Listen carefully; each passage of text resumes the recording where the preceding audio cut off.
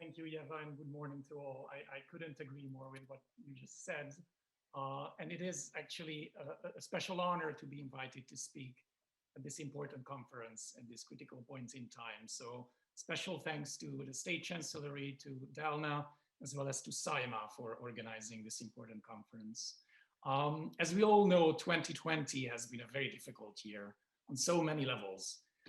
We are currently living through 5 profound parallel crises: a catastrophic pandemic and health crisis, a severe global economic downturn, an accelerating climate emergency, a systemic challenge of inequality, including racism, including discrimination.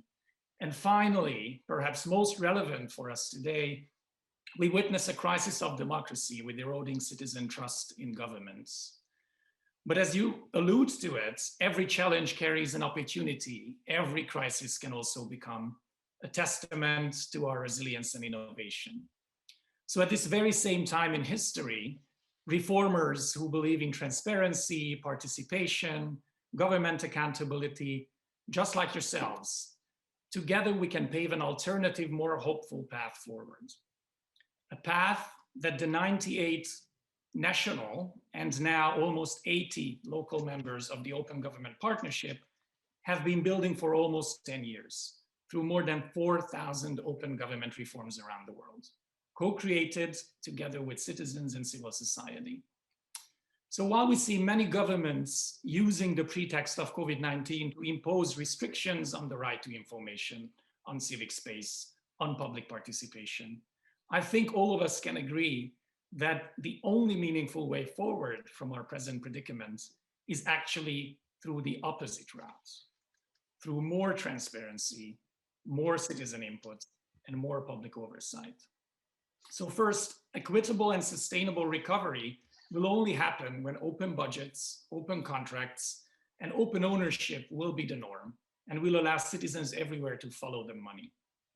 We are delighted to see Latvia lead the way in this regard and join countries such as Italy with its Open Coesione platform that discloses over 1 million EU projects worth over 100 billion euros, allowing citizens to be on-the-ground monitors of public investments. Similarly, in Latvia, even during the pandemic, emergency contracts related to COVID-19 were published, and work is currently ongoing to open up all contracts, as well as invite citizens and civil society to monitor public investments through integrity pacts. As an active member of OGP's thematic leadership group on beneficial ownership transparency, Latvia is also one of the global frontrunners in disclosing information on the true owners of companies. Second, inequality and lack of citizen trust will only be reversed when we nurture more resilient and citizen-centric democracies. So how can we do this? Well, for one, by protecting victims and witnesses of corruption, such as Ireland did in 2014 or Latvia did more recently in 2019 with their landmark regulation on whistleblower protection.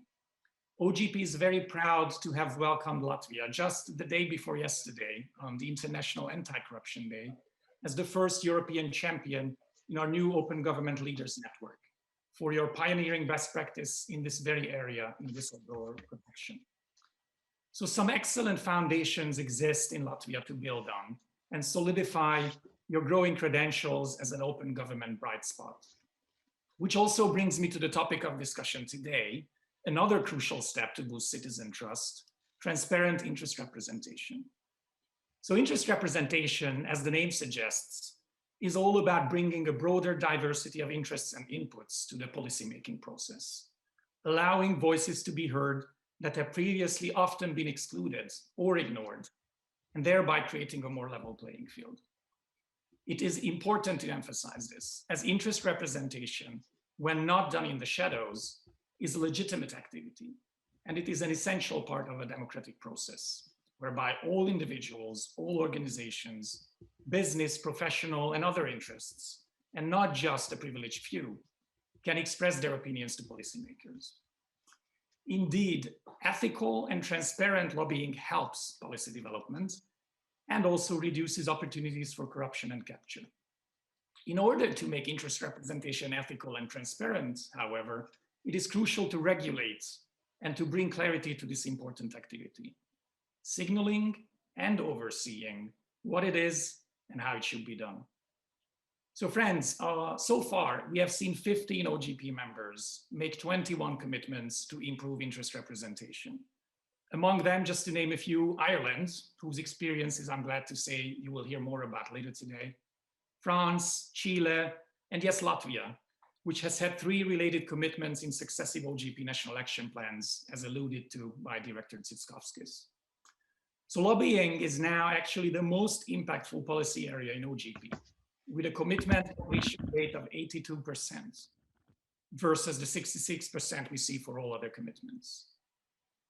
So we are glad to witness a groundswell of interest in regulating lobbying across Europe. You're not alone in this, of course. So besides Latvia, we see Estonia, Finland, Greece, Spain, Italy, Germany, not to mention the EU's institutions themselves, all showing interest to work on better lobby regulations.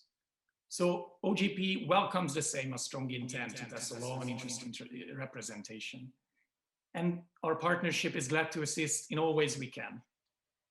When OGP's leadership met with the Presidium of the SEMA, as well as Prime Minister Karinc just about a year ago, the transparency of lobbying was high on the agenda. We salute the advances you have made since, and are glad to have connected the Parliamentary Working Group with various international experts, many of whom are also speaking today, as well as implementers of international good practices. For example, just earlier this week, the French High Authority for Transparency in Public Life, which is the body in charge of lobby registry in France, as well as the convener of the European Network of Lobby Registrars. Now, learning from and improving on good examples is but one way to make sure a law on interest representation becomes effective. It also requires a coalition of like-minded reformers from the legislative as well as the executive branches of government, plus civil society and the private sector. Such was the case in Chile, for example, when they created Latin America's first lobby transparency law as part of their first OGP action plan back in 2012, when Latvia started working on this as well. And such seems to be the lucky conditions aligned in Latvia. We see an engaged and active civil society, a dedicated government, and most of all, progressive lawmakers open to providing the legal foundations and framework necessary to make it work. Now, I don't want to get into the weeds on what constitutes a comprehensive lobby regulations, as I'm sure that will be done in depth by the speakers and panelists after me.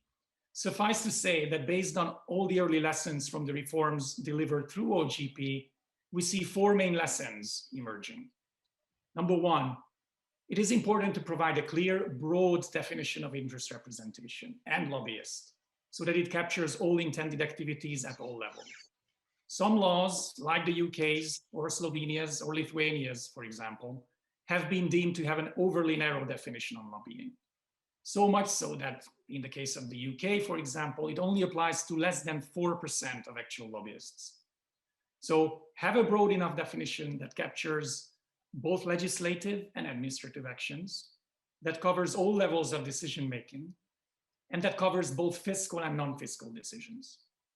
Lesson number 2, set up channels for public consultation that are open, easily accessible for everyone, and are responsive, ideally even publishing in a so-called legislative footprint the results of all interactions between government and third parties.